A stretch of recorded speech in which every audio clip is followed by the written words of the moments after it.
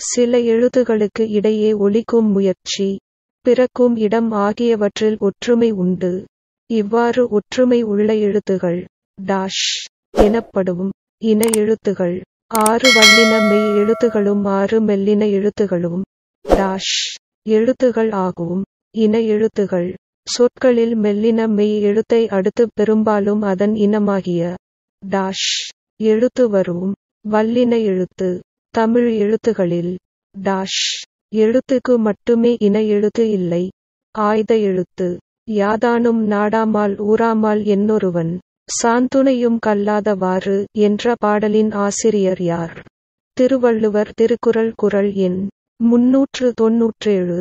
ஆற்றவும் கற்றார் அறிவுடையார் அத்துடையார் நாற்றிசையும் செல்லாத நாடு இல்லை அந்நாடு என்ற பாடல் இடம்பெற்ற நூல் எது? பழமொழி 404. வேற்றுநாடு ஆகா தமவையாம் ஆயினால் ஆற்றுணா வேண்டுவது இல் என்ற பாடல் இடம்பெற்ற நூல் எது? பழமொழி 404. காமராசர் பிறந்த நாள் எது? கல்வி வளர்ச்சி நாள் ஜூலை 15. Doctor S. ராதாகிருஷ்ணன் பிறந்த நாள் எது? ஆசிரியர் நாள் செப்டம்பர் 5. அப்துல் கலாம் பிறந்த நாள் எது? மாணவர் நாள் அக்டோபர் 15. விவேகானந்தர் பிறந்த நாள் எது? தேசிய இளைஞர் நாள் ஜனவரி 12. ஜவஹர்லால் நேரு பிறந்த நாள் எது? குழந்தைகள் நாள் நவம்பர் 14. கல்வி என்ற ஆங்கில சொல்லுக்கு இணையான தமிழ் சொல் என்ன? எஜுகேஷன். தொடக்க பள்ளி என்ற ஆங்கில சொல்லுக்கு இணையான தமிழ் சொல் என்ன? Primary school.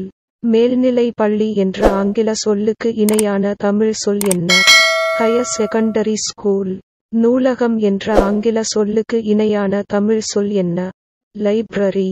மின்படிக்கட்டு என்ற ஆங்கில சொல்லுக்கு இணையான தமிழ் சொல் என்ன? எஸ்கலேட்டர். மின்தூக்கி என்ற ஆங்கில சொல்லுக்கு இணையான தமிழ் சொல் என்ன? லீஃப். மின்னஞ்சல் என்ற ஆங்கில சொல்லுக்கு இணையான தமிழ் சொல் என்ன?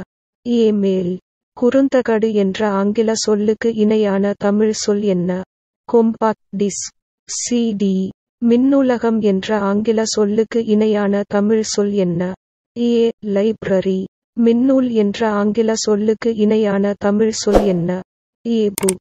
மின் இதழ்கள் என்ற ஆங்கில சொல்லுக்கு இணையான தமிழ் சொல் என்ன? மாகசின்.